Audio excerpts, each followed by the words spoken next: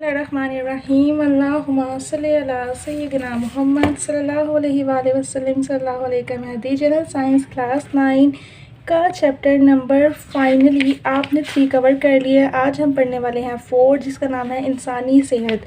चलते हैं अपने टॉपिक की तरफ। आपका टॉपिक है जी सबसे इम्पोर्टेंट टॉपिक इस चैप्टर का। आपको पता है मैं चैप्टर शुरू करवाती हूँ ज़्यादा इम्पोर्टेंट टॉपिक से, पीछे वाले टॉपिक्स बाद में कवर करेंगे, पहले इम्पोर्टेंट टॉपिक पढ़ लेते हैं ताकि ये पेपर्स में आने वाले बच्चों को दिमाग में बैठ जाए। हमारे जिस्म में पाए जाने वाले एंडोक्राइन ग्लैंड्स मंदरजा झेल हैं। अच्छा, आज हमने पढ़ने हैं ग्लैंड्स। ग्लैंड्स क्या होते हैं, उनका क्या किरदार है, सब कुछ हमने पढ़ना है इस वीडियो में। हमारे जिस्म में एंडो और क्राइन ये वाले ग्लैंड्स पाए जाते हैं जिसके 4 एग्ज़ाम है। पहली एग्ज़ाम में 4 से 5 एग्ज़ाम है। पहली एग्ज़ाम है जी पिट्यूटरी ग्लैंड, पी से स्टार्ट होता है। थायराइड ग्लैंड जिससे थायराइड की बीमारी भी हो सकती है। एड्रीनल ग्लैंड और उसके बाद लास्ट 2 हैं जी पंक्रियाज और गोनेड्स। आज इनको तफसील से पढ़ेंगे, इनका पोस्टमार्टम करते हैं कि क्या होते हैं ये ग्लैंड्स। दिमाग के अंदर मुख्तलिफ़ तरह के ग्लैंड्स पाए जाते हैं और हार्मोन्स पाए जाते हैं। अच्छा जी, सबसे पहले इनकी पोजीशन देख लेते हैं। दिमाग के अंदर जो ग्लैंड पाया जाता है हाइपोथैलेमस।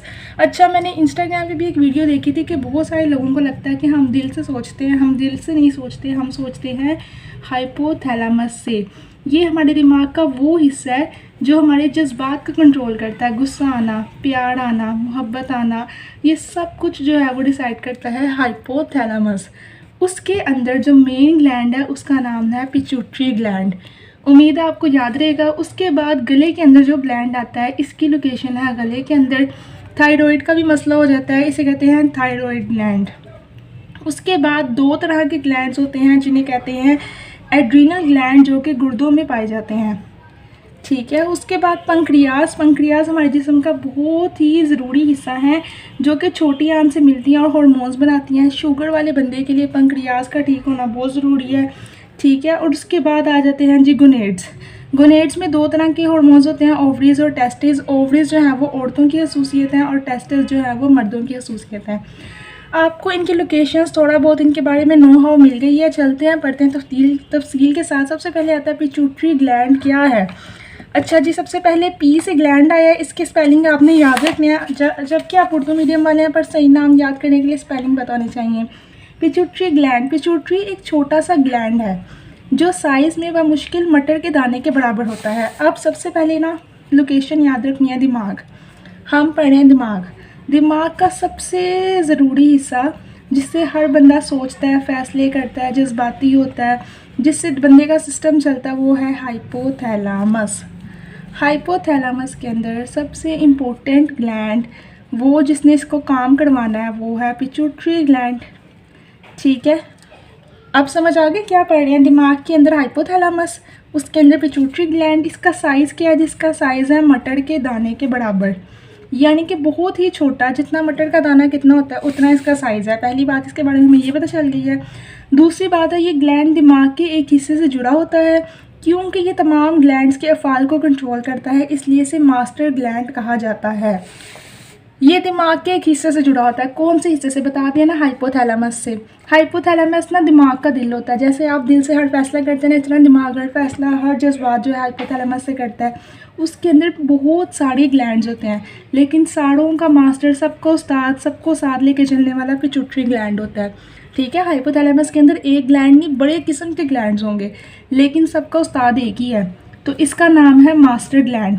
साइज़ में ये बजाय छोटा है, मटर के दाने के साइज़ का है, लेकिन उसका काम देखिए कितना बड़ा है कि वो सबका मास्टर बनना है, सबका उस्ताद है, क्योंकि एक हिस्से से जुड़ा होता है। तमाम अफ़ाल को कंट्रोल करता है, तमाम कामों को मॉनिटर करता है, कौन सा ग्लैंड अपना काम सही कर रहा है, कौन सा नहीं कर रहा, सब कुछ जो है सारा हाइपोथैलेमस का ठेका जो है ना वो पिट्यूटरी ग्लैंड ने उठाया हुआ है। उसके सारे ग्लैंड्स को कंट्रोल करना है, इसलिए इसका मास्टर ग्लैंड है, इसका चीफ ग्लैंड है।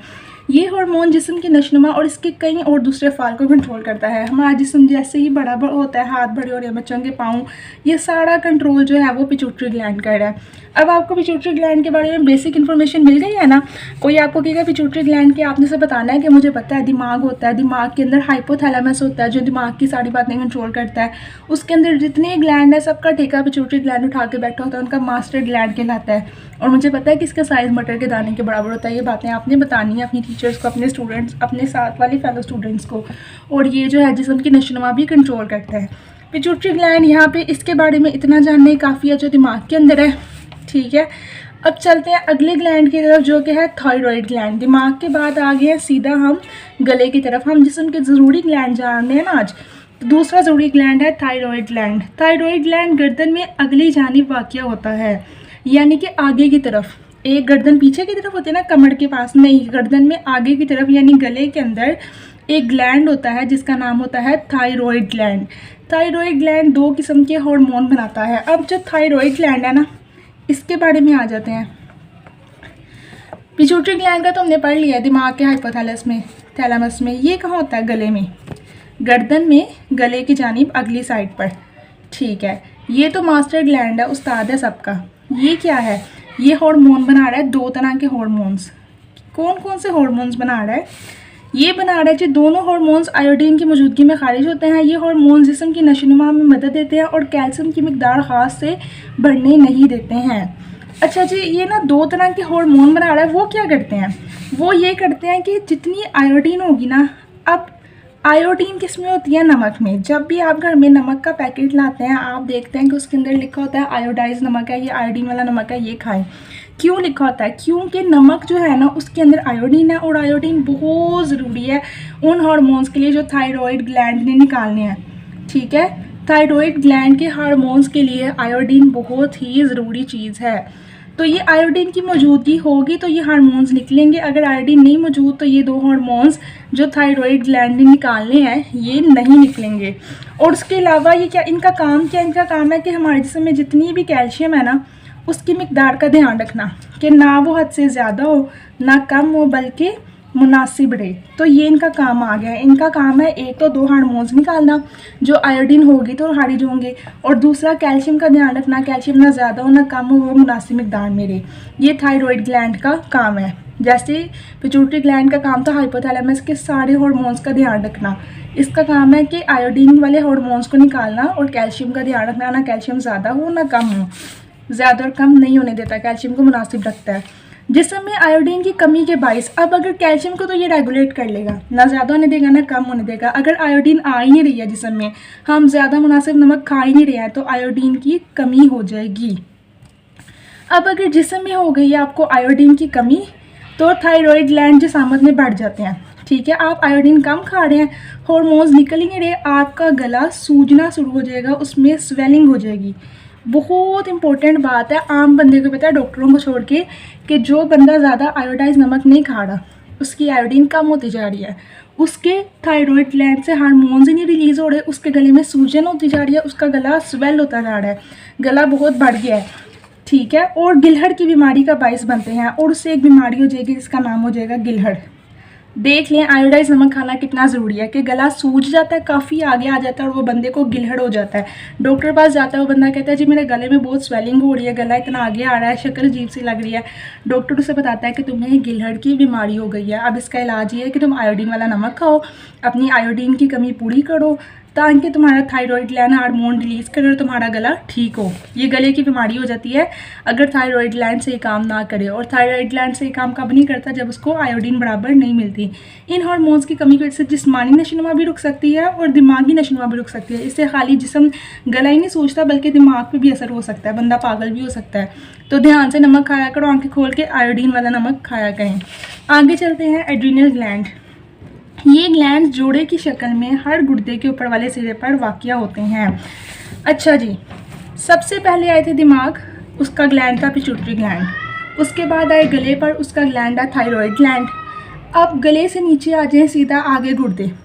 गुर्दे के ऊपर जो ग्लैंड आएंगे उनका नाम है एड्रीनल ग्लैंड। याद रखना है एड्रीनल ग्लैंड। अब एड्रीनल ग्लैंड ना कभी एक नहीं होता, गुर्दे 2 होते हैं ना, कभी देखे हैं गुर्दा? नहीं, 2 गुर्दे होते हैं। इसी तरह एड्रीनल ग्लैंड भी 2 होते हैं, जोड़े की शक्ल में होते हैं, ठीक है, और गुर्दे के ऊपर वाले हिस्से पे वाक़या होते हैं। अच्छा, आपने ना हर ग्लैंड की लोकेशन याद रखनी है। पिट्यूटरी ग्लैंड था पहला ग्लैंड, उसकी लोकेशन क्या थी? हाइपोथैलेमस पर, दिमाग में। अच्छा, दूसरा ग्लैंड था थायराइड ग्लैंड, उसकी लोकेशन कहाँ थी? गले के अंदर। तीसरा ग्लैंड है आपका एड्रीनल ग्लैंड, ठीक है, एड्रीनल ग्लैंड। राइटिंग थोड़ी सी गंदी है, आपने इसको इग्नोर करना है। डॉक्टर्स की राइटिंग अक्सर गंदी होती है। एड्रिनल ग्लैंड है, उसकी लोकेशन क्या है जी, गुर्दों के अंदर ऊपर वाले हिस्से पे, ठीक है, गुर्दों के ऊपर वाले हिस्से पे। जैसे कि ये थायराइड ग्लैंड में गले के आगे वाले हिस्से पे होता है ना, गर्दन के आगे गले के हिस्से पे, इस तरह एड्रिनल ग्लैंड गुर्दे के ऊपर वाले हिस्से के अंदर पाए जाते हैं।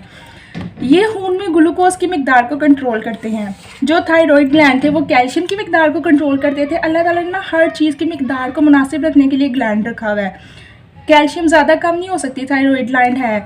इसी तरह आपके खून में ग्लूकोज यानी मीठा ज़्यादा या कम नहीं हो सकता। क्यों? उसके लिए अल्लाह ताला ने बनाए हैं एड्रिनल ग्लैंड। वो उसको ना ही तो ज़्यादा होने देते हैं ना ही तो कम होने देते हैं, बल्कि उनकी तादाद मुनासिब रखते हैं, उनकी मिकदार। उसके बाद आता है ये जिस्म के गैर अरादी अफ़ाल को कंट्रोल करते हैं। अब आ गई है बहुत इंपॉर्टेंट बात, यहाँ से पढ़ लें, गैर अरादी अफ़ाल। गैर अरादी अफ़ाल क्या हैं? गैर अरादी अफ़ाल वो अफ़ाल हैं जो हम कंट्रोल में नहीं होते, ठीक है। वो अफ़ाल जो आपके कंट्रोल में नहीं है उन्हें आपने कहना है गैर इरादी अफ़ाल। अब आपने इसमें ये नहीं कहना सुस्ती, पढ़ना ना मेरे कंट्रोल में नहीं है, नहीं। जैसे कि एक इंसान जो है वो सोया है, वो नहीं सुन सकता, ये उसका गैर इरादी अफ़ाल है। सोए बंदे को आवाज़ नहीं जाती ना, इसके कंट्रोल में ही नहीं है, उसका गैर इरादी अफ़ाल है।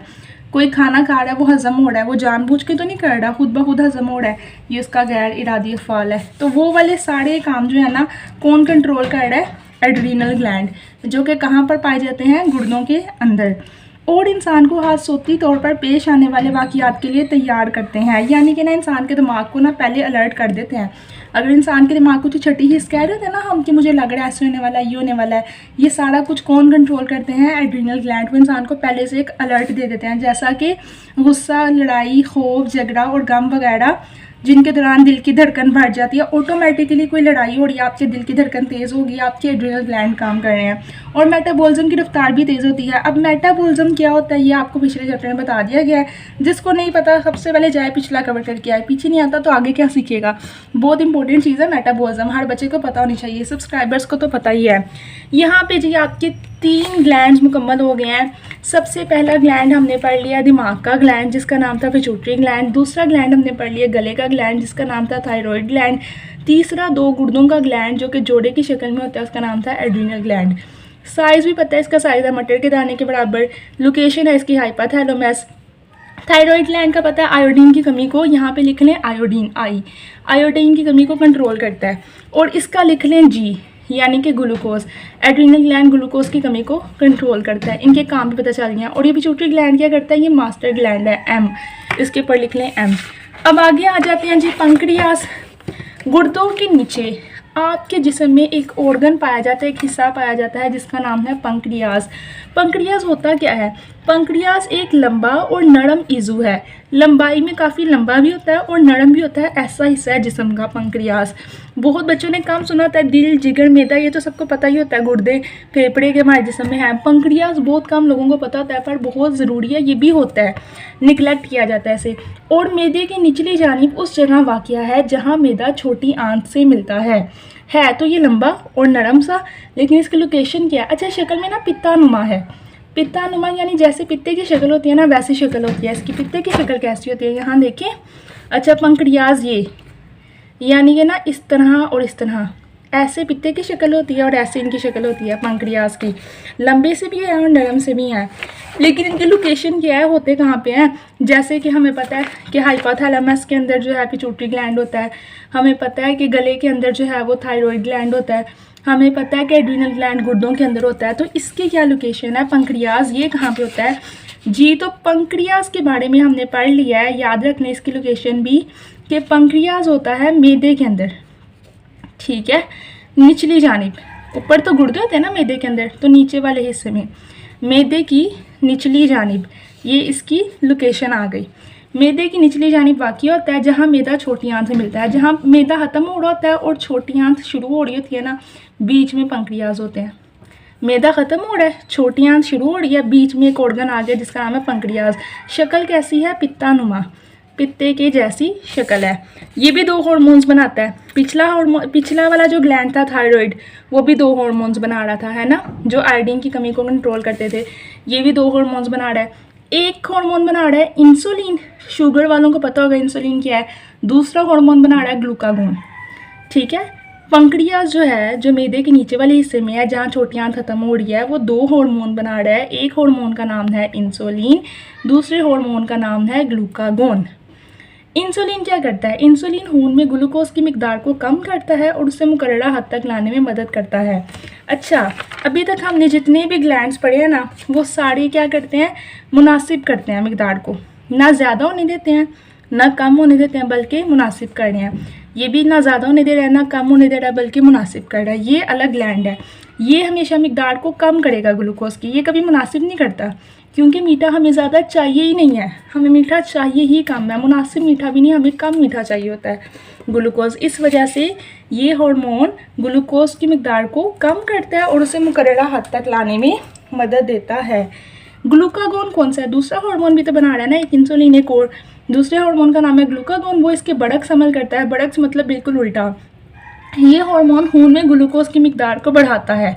अच्छा, वो कम करी जा रहा है इंसुलिन और ये बढ़ाई जा रहा है और उसे मुकर्ररा हद तक लाने में मदद देता है। इस तरह इंसुलिन बैलेंस होती है कि ग्लूकोज जो है, आपने याद रखना है, यहाँ से इम्पोर्टेंट बात है, इंसुलिन जो होती है वो होती है पैंक्रियाज में, याद रखना है। ग्लूकोज उसको कम करी जाएगा और ग्लूकागोन उसको बढ़ाई जाएगा, और इस तरह से ये उसका कम ज़्यादा करना जो है वो देख लेते हैं, मैनेज कर लेते हैं। दो हार्मोन ग्लूकोज और ग्लूकागोन, ये दोनों मिलकर इंसुलिन जो है प्रोड्यूस करती है। एक कम करता है और एक बढ़ाता है और दोनों मिलकर बैलेंस करते हैं पंक्रियाज के अंदर। इस तरह इंसान की शुगर कंट्रोल होती है। जो शुगर वाले लोग होते हैं उनकी शुगर इस तरह कंट्रोल रहती है, उसको इंसुलिन लगाते हैं, उनके अंदर आर्टिफिशियली दो हार्मोन बनाते हैं, ग्लूकोज एक ग्लूकागोन। आगे बढ़ते हैं। इंसुलिन की कमी पर इंसान ज़ियाबेतिस का शिकार हो जाता है। अगर इंसुलिन की कमी हो गई है ना, यानी अगर आपकी इंसुलिन सही काम नहीं कर रही, ग्लूकोज कम होता जा रहा है, ज़्यादा कम हो गया, तो इंसान को ज़ियाबेतिस हो जाएगी, यानी डायबिटीज़ हो जाएगी, जिसको हम आम जबान में शुगर कहते हैं। उस इंसान को शुगर हो जाएगी। आखिरी हार्मोन आ गया। 5 हार्मोन में से 4 आपने पढ़ लिया, एक दिमाग के अंदर, एक गले के अंदर, 2 गुर्दों के अंदर और एक आपने नीचे वाले हिस्से में छोटी आंत के पास मैदे में। आखिरी हार्मोन रह गया जिसका नाम है गुनेट। सबसे निचले हिस्से में जिस्म के बुनियादी अज़ाए तौलीद को गुनेट्स कहते हैं। ऐसे अज़ा, ऐसे ऑर्गन जिससे कि नस्ल आगे बढ़े, अगली नस्ल पैदा हो, उन अज़ा को हम कहते हैं गुनेट्स। गुनेट्स 2 तरह के होते हैं। टेस्टिस, मर्दों के अंदर जो गुनेट्स होते हैं उनका नाम, मर्दाना गुनेट्स को टेस्टिस कहते हैं। ये डेफिनेशन आ गया टेस्टिस की। जो मर्दाना गुनेट्स होते हैं, मर्दों के जो अज़ा होते हैं, ऑर्गन होते हैं जिनसे अगली नस्ल आती है, उन्हें कहते हैं टेस्टिस। उनका हार्मोन नर अज़ाए तौलीदी की नशोनुमा का जिम्मेदार होता है। ये वाला जो हार्मोन होता है ना, इससे उनकी अगली नस्ल बढ़ती है। नर में लैरिंक्स के साइज़ में इजाफा और आवाज़ की तब्दीली का बाइस बनता है, यानी जब वो इंसान बड़ा हो जाता है ना, तो उसका ये जो गुनेड हार्मोन है ना, ये उसकी आवाज़ भारी करता है, मर्दों की आवाज़ को भारी करता है। जिस्म और चेहरे पर बालों की नशोनुमा में अपना किरदार भी करता है। ये मर्दों में जिस्म और चेहरे पर ज़्यादा बाल देता है, औरतों की दाढ़ी मुझे नहीं आती। और औरतों का जो इस तरह का हार्मोन होता है ना, अज़ाए तौलीदी, उसका नाम है ओवरी। ठीक है, ओवरी के हार्मोन्स मादा तौलीदी अज़ा की नशोनुमा के ज़िम्मेदार हैं और जिनसे फल को कंट्रोल करते हैं। तो यहाँ पे आपके जिस्म के ज़रूरी 5 हार्मोन्स जो हैं वो कंप्लीट हो गए हैं। इनकी लोकेशन, इनके काम, सब कुछ आपको जो है वो बता दिए गए हैं।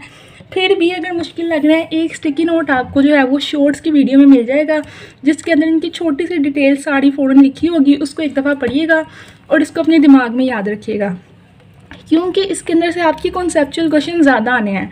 तो दिमाग में पता होगा ना कि ये क्या है, याद करने से ज़्यादा, तो आपका पेपर सॉल्व हो जाएगा। बाकी चैनल को सब्सक्राइब करें, वीडियो को लाइक करें। Gauhar helping hand. अगर और भी कोई इस चैप्टर की वीडियो पढ़नी है तो कमेंट कर दें, ताकि आपको लेक्चर कवर करवा दिया जाए। Bye bye, stay tuned. Gauhar helping hand.